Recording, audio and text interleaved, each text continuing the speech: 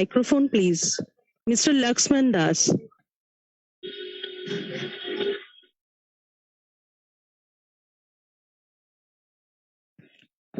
So, good evening, all. Today, I am introducing Dr. Shutanu Hajra. He is the consultant orthopedic. He is associated with AMRI hospitals. So, I am going a short brief about the doctor. So, Dr. Shutanu Hajra is one of the well-known orthopedic and joint replacement surgeon in Kolkata. He is presently the head of Department Orthopedics and Joint Replacement in AMRI Hospitals, Mukundapur. After completing his post-graduation in orthopedics from the prestigious Institute of Medical Sciences, Banaras, Hindu University, he went on for further specialized training at Singapore General Hospital and National University Hospital, Singapore, in adult reconstruction. He has an experience of more than 20 years in professional orthopedics.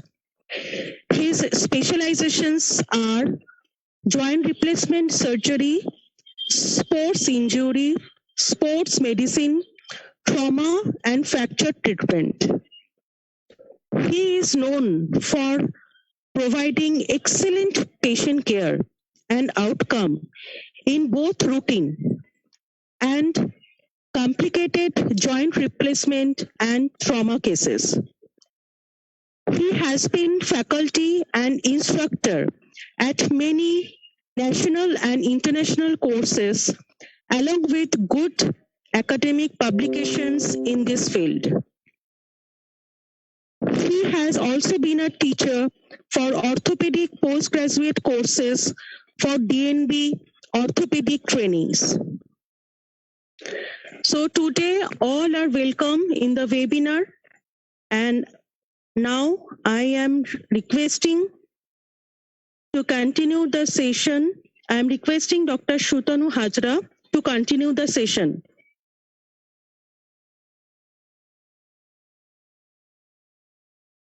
Yeah, good evening, Arpita. Thank you for the introduction. So today I thought I would like to speak something which is contemporary to today's problem that all of us are facing. So Yes, sir. yeah, so I am sharing my screen.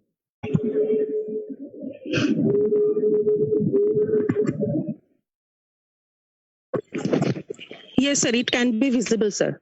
Yeah, so hopefully I'm audible also. Is it clear? Yeah.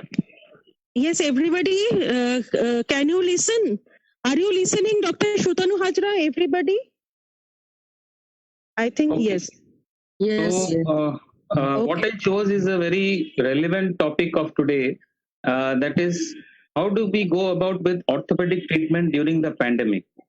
So, as we know, this pandemic was very unexpected, nothing less than a surprise, and unfortunately, it is lasting quite long. We have had two waves altogether. We might be having one more wave or maybe many more waves. All over the world, this is the problem. So this has led to much economic difficulties also, starting from anybody. It's not any occupation that has been badly hit. Most of the occupations that have been badly hit due to this, and there is so much of uncertainty, so much of mental strain, fear, and agony. So each of us. Just hold on, sir. Just hold on. Yes, all are requested to please mute your microphone. All are requested. All are hello. All are requested to mute your microphone, please. Because we are on live, so everybody can't hear you. If you are talking with some other people, please mute your microphone. 07MA, I don't know your name. Please mute your microphone. SAS, I do not know your name. You are requested to mute your microphone, please. Sir, please continue. Yeah. So what I was saying is that we all are having a lot of mental strain. There is always a fear and agony that this virus might hit us. And this is so unpredictable that For some, it is just an asymptomatic infection, and for the others, many of us have lost our near and dear ones. In this process, many of us have suppressed our own physical disability and pain. For example, if somebody is having a lot of knee pain for the last 1.5 years, I've seen so many patients who have come just now because now the COVID is going down, and they have been suffering for more than a year and a half, but they are afraid to come because they were so afraid that they might get infected. In fact, it was a government rule and it was our own self-imposed rule that we should not roam about unless it is very urgent. So this has all led to more problems, and those who are already having problems, they had added problems later on, and then they become worse with time in the last 1.5 years. Even we doctors, we suffered losses of our near and dear ones. We have lost our close colleagues, as many of you have also lost. So this has been really very sad. Now, what has happened at the peaks? I'm talking about the first two peaks, that the first wave and the second wave. Uh, Patient and relatives were afraid to come to hospital. That's but natural, because they felt that that is a red hot zone. The hospital is a red hot zone where probably if we go there, then we might get infected, which is not true. Actually, in a hospital, everybody wears a double mask. Most people are sanitizing their hands regularly. Nobody removes the mask. It is a much better area than the normal market or other places. But anyhow, but that's what everybody feels. And even we doctors were also too overcautious of treating patients for safety of both the sides, for safety of the patient and safety of ourselves.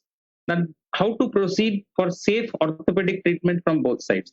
Now, it can't be that, suppose we don't know, this pandemic might run for the next maybe 1 year, 2 years. Hopefully, it ends soon. We are just hoping for that. But then we can't be staying with our problems for so many years. I mean, next 1 or 2 years. So now, if I classify the orthopedic treatment, I'll try to simplify it as much as possible. There are three types of treatment. The first is the emergency. Now, what is an emergency? Suppose there's a crush injury and there's a run over by a taxi or by any vehicle, and you have a crushed foot, hand, or whatever. There are road traffic accidents, acute fractures. You fell down at home only, but then you have a bent hand, you have a bent leg, you have a broken neck.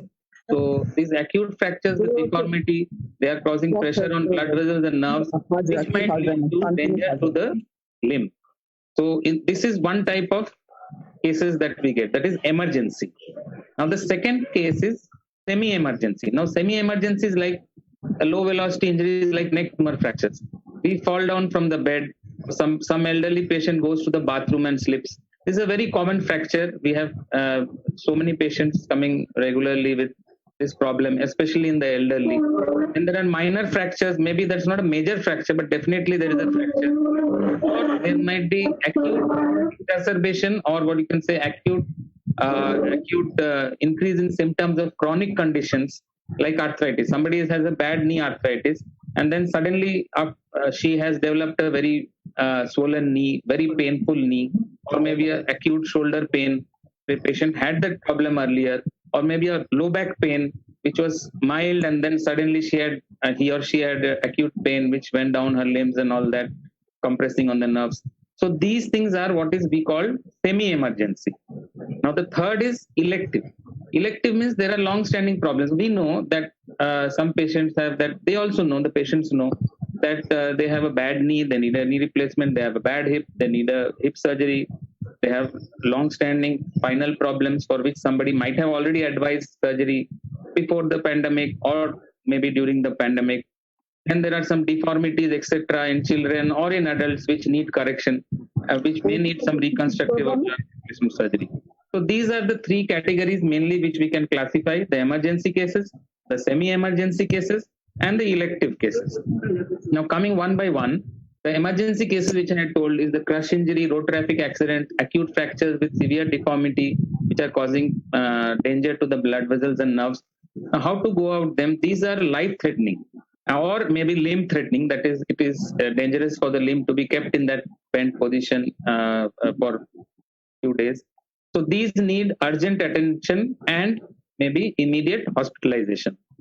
So because these patients, suppose somebody has a bad road traffic accident and he is almost collapsing, they need to be admitted immediately. Maybe they will need blood transfusion, they will need IV fluids to sustain their life so that their life is not at risk. Now, for these cases, we go for urgent rapid COVID test screening to facilitate shifting to operation theater or even for admission if needed. So we have separate holding areas or we have separate wards for patients who are still not screened, who might have an indeterminate result, or those awaiting the COVID test results. But admission is not told not to be done. They have to get admitted. So these are the patients for, and suppose, unfortunately, we have seen so many asymptomatic COVID cases. So suppose somebody is already diagnosed positive or detected positive, then we have a separate COVID ward for them. Universal precaution is maintained throughout the period of hospitalization. Now, example, this one. This is a case in which a patient had a crush injury of the foot. You can see very well that all the bones are broken here. You can see the condition of the foot. All his tendons, nerves, blood vessels, everything is damaged. Now, this is what is an emergency. So these cases need urgent hospitalization and operation as soon as possible. We try to fix the bones. We try to get the soft tissue cover, whatever is needed, the debridement, which is very important within the first few hours, which we call the golden hour. If not, that might lead to loss of his limb. So this is an emergency case. So we have fixed it with wires. We have got the patient in the OT as soon as possible after the rapid COVID screening and went for the surgery. Now coming to semi-emergency cases. Now these are low-velocity injuries like neck femur fractures, which I was saying, that we have a simple slip and fall at bathroom, and then the elderly people, usually the ball of the femur breaks. It's a very common thing. Most of you must have seen these cases. There are minor fractures which might need some, maybe some fixation or some plastering. Or as I was saying, there's acute exacerbation of chronic conditions like arthritis with acute pain and swelling. Now, for this, it is important to have a planned visit to either the outdoor or the emergency. It is better to take prior appointment telephonically, just a call to the hospital that I am coming, or maybe I'll come tomorrow morning when the doctor will be available. And this reduces the waiting time because nobody wants to be in the hospital for a long time waiting for the doctor or waiting for the emergency people to touch. So this reduces the waiting time. An initial brief teleconsultation may be done. Nowadays, this has become quite very popular nowadays. The teleconsultation, you might consult on your phone or on WhatsApp that this is the problem. So when can I bring? What needs to be done? So even the patient and the doctor, both of them are mentally prepared. Okay, such a patient is there, will come. The patient is also prepared that, oh, he said that he needs to be a surgery. We need to get some tests done and all that. So, and when anybody comes to the hospital, the mask is a must, which obviously most of us follow. There's no doubt about it. Preferably double masking, which has been shown nowadays that it helps a lot. Hand sanitization, regular hand sanitization, and social distancing. Now, better to come with only few close relatives or friends. We should avoid bringing children because children may not adhere so much to the three problem: sanitization, distancing, and mask, and all that. And there is no use. They are not going to help in any of the admission process and all. So, if possible, to avoid bringing children to the hospital unless for treatment. Now, OPD procedure like doing a plaster, or maybe sometimes you have a swollen knee, so we need to aspirate from the joint, that is, take out the fluid from the joint. These are all done with universal precautions. Surgical cases need planned or semi-urgent admission with pre-operative tests and COVID tests in OPD basis to fasten the admission process and minimize the hospital stay, as I had told earlier. Now, COVID positive on routine testing. Suppose somebody has on routine testing has tested for has come COVID positive. Not to worry. We can wait for 7 to 10 days or until negative before surgery by conservative method like bed rest, traction, etc. to minimize their own higher risk at surgery. Because COVID positive patients, even if they are asymptomatic, there are some blood markers, etc., which suggest that if we go for a surgery, the risks are slightly higher. When the blood markers, etc., come down, then it is better to operate them. And also the risk of spreading infection to others. Now, this is one patient, which patient had a fractured neck of femur. She was on routine testing, diagnosed as COVID positive. And then we waited for 7 to 10 days. Her blood markers came down. She was much more comfortable. Her chest problems came down. And then we did this sort of a hip replacement surgery. You can see the neck femur fracture here, and this is the hip replacement surgery. So this is like what semi-emergency cases which I was telling. Now coming to the elective. Now some patients have long-standing arthritic problems, knee pain, back pain, hip pain, shoulder pain, which they know that they need to go for a surgery or a consultation. There might be people with deformities, which is causing them pain and difficulty in walking or using their limbs. These need reconstructive or joint replacement surgery. Now, how to go about them? When there is the peak, that is, now we are in the trough. Trough is that because the cases have gone down, so we are in the bottom of the wave. But whenever there is a peak, it is advisable you do not come for consultation unless very painful physically. So you can go for an online consultation. And once the peak subsides, for example, now, when there is a trough, then we can go for a physical consultation with a prior appointment, because whatever be it, an online consultation is never as good as a physical consultation. But these cases, if needed, we can do an online consultation.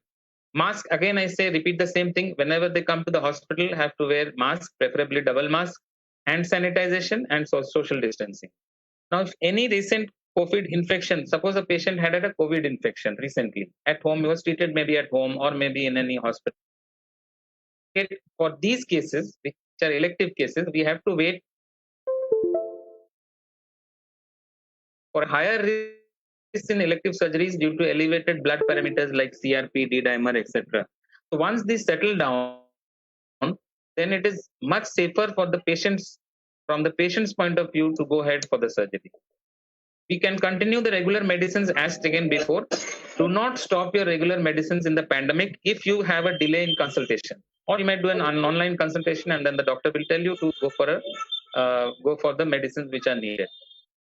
Now follow orthopedician advice as to whether to go for surgery or continue medicines and physio for the time being.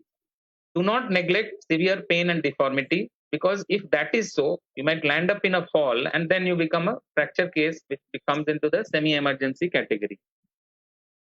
So this is a case of elective surgery. This is a knee replacement surgery. Her knees are very bad. Both of the knees are worn down. She was waiting for the pandemic to go down. And then once the pandemic had gone down, then she went for a knee replacement surgery, which I have done. This is the post-op X-ray of the knee replacement surgery. Now follow up. This is also very important. You have done a surgery, you have shown a patient. How do you follow up? So routine post-operative follow-up in outdoor with prior appointment for stitch removal, etc. Please mute yourself. Please mute yourself. Please, your microphone. Please mute your microphone, please. Lion CG, I do not know your name. Please mute your microphone. We are on live. Everybody can't hear you. Hello, hello. Hello. Mr. Lion CG, please mute your microphone. Lion CG. Lion CG, I do not know your name. Please mute your microphone, please. So I come back. What I was saying is, suppose you have undergone a surgery and you have a routine post-operative follow-up. That is, after surgery, you might need a stitch removal or so. Then you can come with prior appointment in the outdoor to minimize the waiting time and get your suture removal or whatever checkup is needed.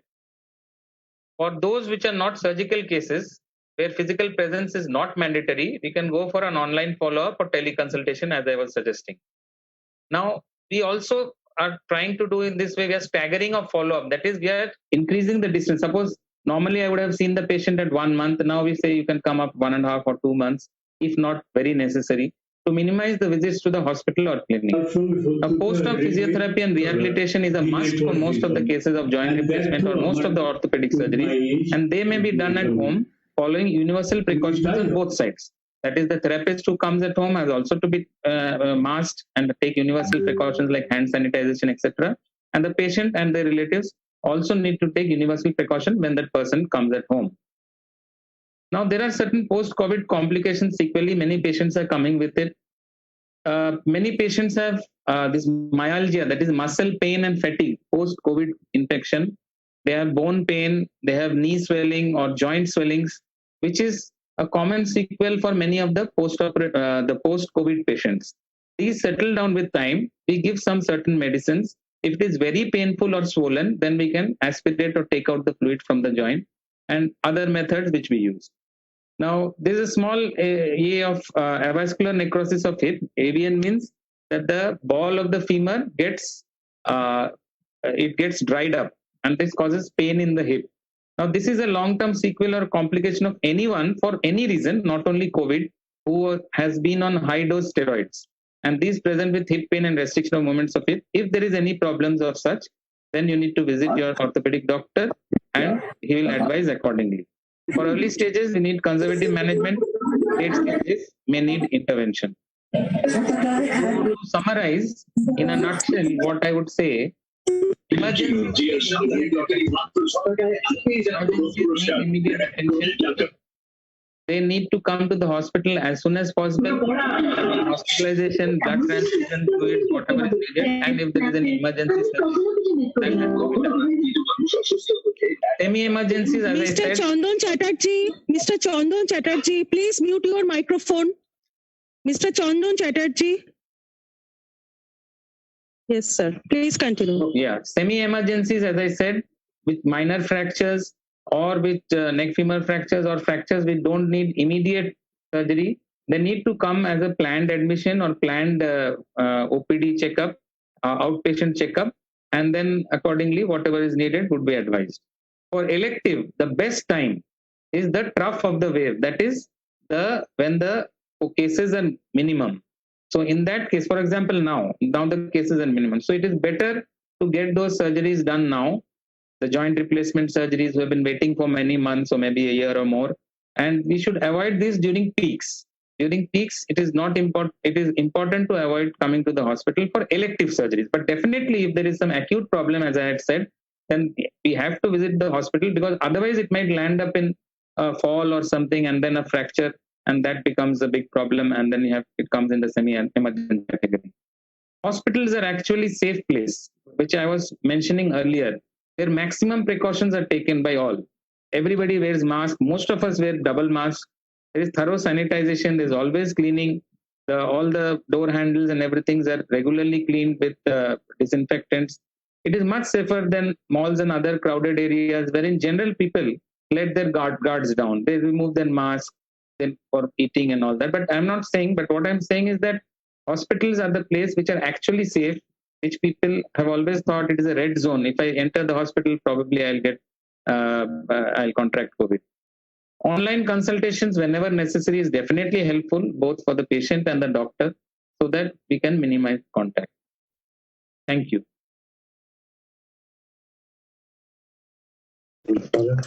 Thank you, doctor. So all the participants, if you have any questions, please ask our doctor. Don't get hesitated. You can ask your questions in this forum, or you can WhatsApp if you have to consult our doctor. Any kind of reports you want to consult, you can WhatsApp me. Just note down the mobile number, please. 760-50-1163. Just note down, and I am repeating again, 760-50-1163.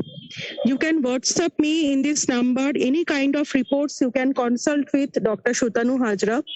So Dr. Shutanu Hajra is sitting. His OPD is now continuing at AMRI Hospitals, Mukundapur. It's every day from 9:30 a.m. to 4 p.m. Dr. Shutanu Hajra is our full-time consultant. If you require any consultation, please call in this number 760-50-1163. Now you can ask your questions. Dr. Shutanu Hajra is there in your platform, so you can ask. So I think in the chat box there is a question: how can we understand pain that is caused either due to ortho or neuro problem? Yes, that's a very valid question. Yes, definitely. It's a pain which usually occurs from the spine or the shoulder or the neck. These are a combination of ortho and neuro problem. So definitely if you visit any orthopedic surgeon, he can point out that this is the orthopedic problem, or even if it is a neuro problem, we can give the treatment or refer to a neurologist, and vice versa. If it is a neurological problem, then if you visit to a neurologist, if he feels that this is a bone and joint problem, he definitely, after doing the test or doing his clinical examination, he will refer to an orthopedic surgeon. So being in a multi-specialty hospital like ours, this problem is very well taken care of, because we have both ortho and neurological consultants parallelly sitting every day. So it happens many a times that we refer to each other and the patient gets the best treatment out of it.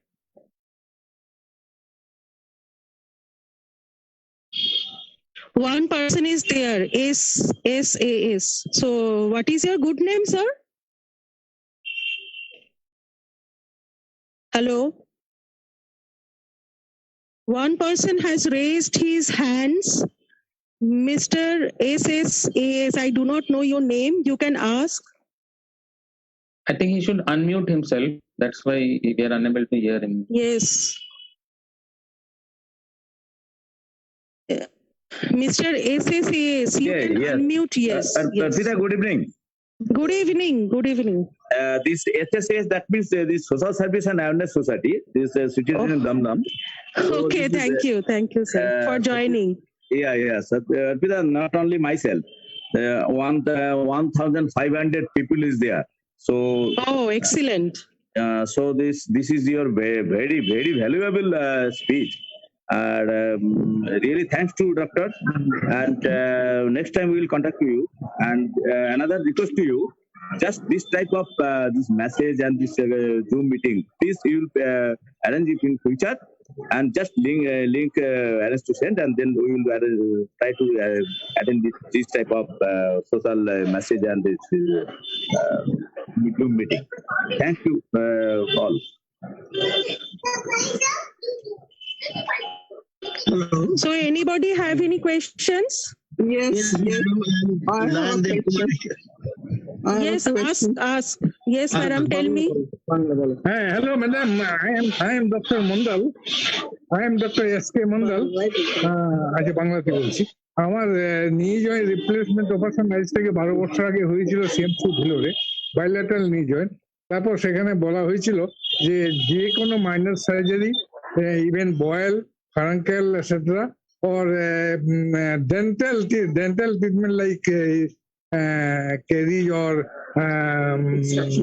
extraction করতে হলে পাইরো antibiotic, higher antibiotic খেতে হবে। In parental root আমি সেরকম অনুযায়ী parental রুটে খাইনি, এরকম ট্যাবলেট খেয়েছিলাম। তারপরে না প্যারেন্টাল রুটে না নেওয়াতে আমার বোর্ড দিন জয়েন্ট কয়েকদিনের মধ্যে খুব সোয়ালেন হয়ে গেল, ইনফেকশন হলো। তারপর সে সিএমসি ভেলোর হসপিটাল থেকে ছুটে গিয়ে ওখানে প্রায় দিন 15 থেকে ট্রিটমেন্ট করেছিল।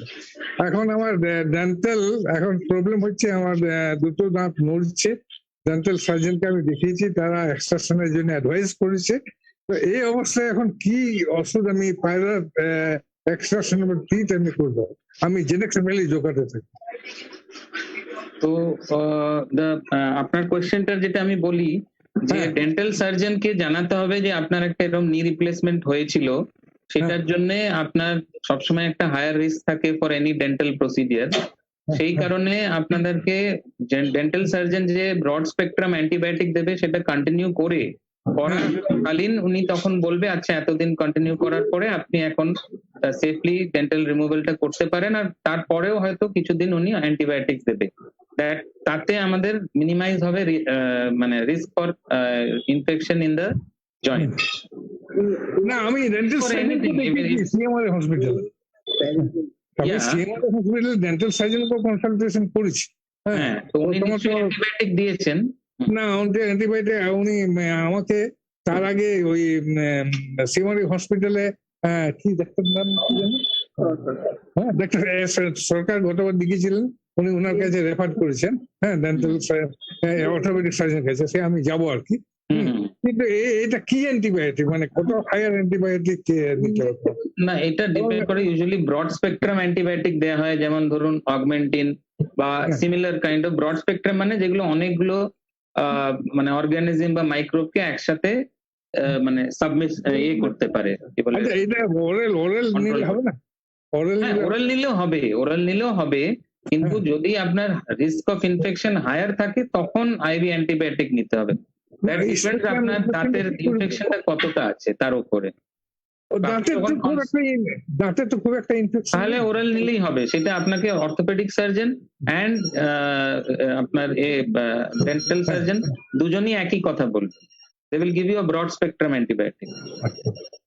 স্যার আপনি ডক্টর সুতানু হাজরার কনসালটেশন নিতে চান স্যার, আপনি আমৃতে আসতে পারেন। আমি আমার নাম্বার অলরেডি বলে দিয়েছি।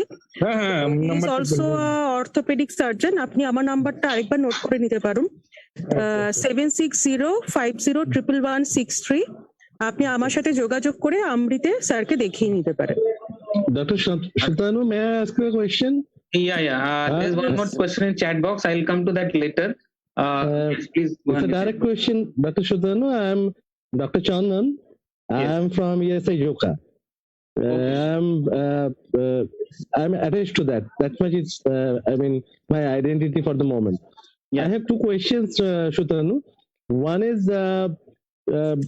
are you seeing any kind of post-COVID syndrome related to your subject, orthopedics, as we are seeing many problems related to skin or general system? Exactly. Are you seeing that? This is my first question. It's a very good question. Yes, please carry on. Yeah, basically this is a medical related question just for my own information. And the second one is, in different stages of osteoarthritis, we are giving different kind of NSAIDs at the initial stage. So even the oxyceprol, these kinds of drugs are also given. Even people are prescribing tramadol. So are you grading it in a different manner and prescribing NSAIDs in that sense, or you are just giving a standard drug to each and every patient?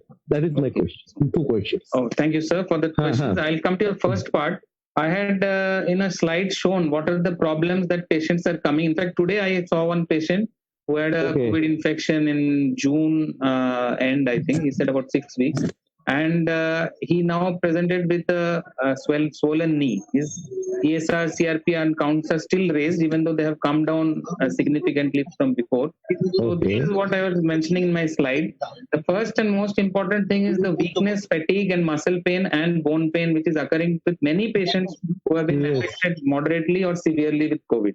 And that's staying for about 4 to 6 weeks. And it is subsiding on its own. We might give some medicines like paracetamol or some. If it is very spasmodic, then we can give some muscle relaxants also. But definitely it settles down with time. Now, some of these patients, the two more problematic things are, I saw a few weeks back a patient who had got steroid and other things, and then he developed a knee infection. So in that case, we need to remove the fluid from the knee, send it for cultures, and if it is not very bad, then antibiotics will work. Otherwise, we'll have to go on for a wash of the knee. Today, I saw a patient who I was telling 6 weeks back at COVID now comes with a knee swelling. And the other thing which I was saying, which I have seen one patient, but it has come out in the news that in our orthopedic fraternity, is the avascular necrosis of the head of femur. Now, this is a complication which occurs with any disease which needs a long-term high-dose steroid or a medium-term high-dose steroid therapy. Yes. So there are many other diseases previously also. Patient comes with the avascular necrosis of the hip, that is a hip joint is destroyed. In that case, if it is early, it can be managed conservatively. If it is late, then we might need surgical intervention. So this is the complication of steroids which is coming. That is for steroids for any reason. Steroid has been the mainstay for COVID, saving lives of many. So we cannot avoid it at that time. And now coming to the second part of the question as to what analgesics we need to give, that is obviously both the choice of the doctor and obviously on the safer side, we can give paracetamol. If the patient has some problems like diabetes or hypertension, or there are impending renal issues or cardiac issues, then tramadol, paracetamol combination is also a very good choice.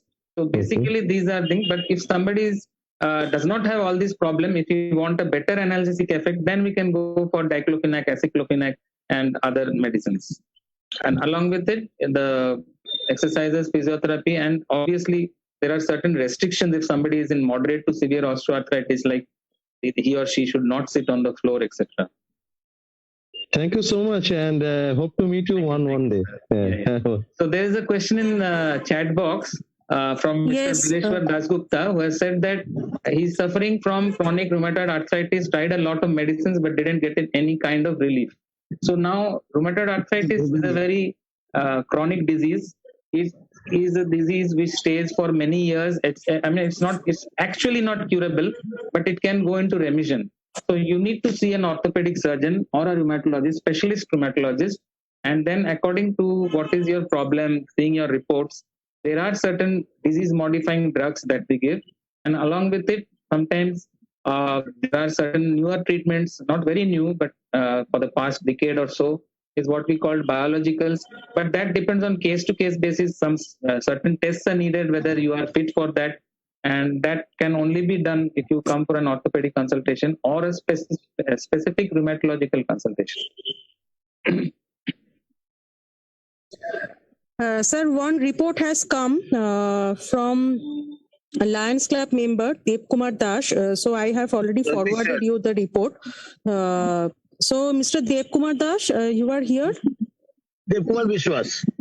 Dev Kumar Vishwas, yes. I think, yes, sir. I am sending you in the WhatsApp. Son's report. Madam Urpita. Hello. Yes. Yes. It's my son's report. Recently, this MRI I have done because he is suffering from back pain for the last 6 months.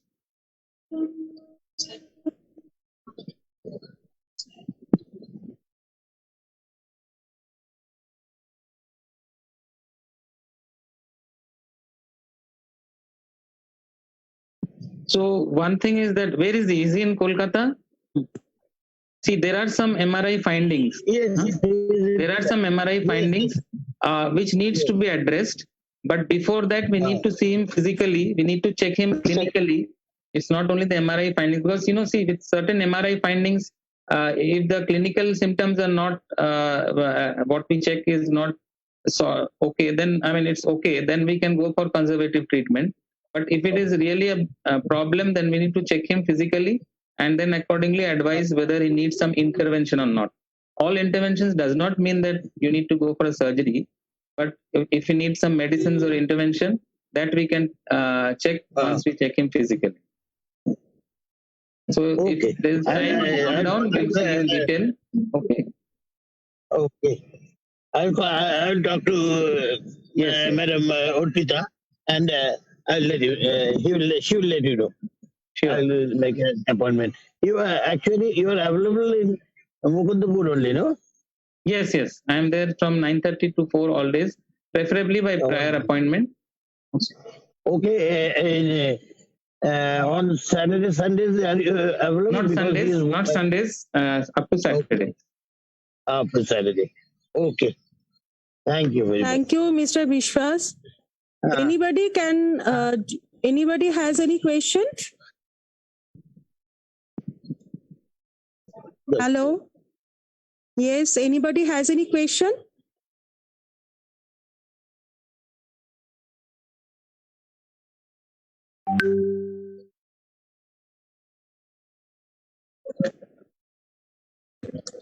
I think I think no questions are here, sir. So thank you everybody for joining with AMRI Hospitals. Dr. Shutanu Hajra has delivered already the very informative informations to you. So during this pandemic situation, please follow the instructions, and any kind of assistance at AMRI, any kind of questions you have, please feel free to ask me. And in future, we are coming with more informations to you. So keep posted to us, and please be with us. Thank you so much. Please stay healthy Thank you so much. So we are closing the session today. Thank you. Thank you, everyone. so much. Please stay safe. Please stay safe.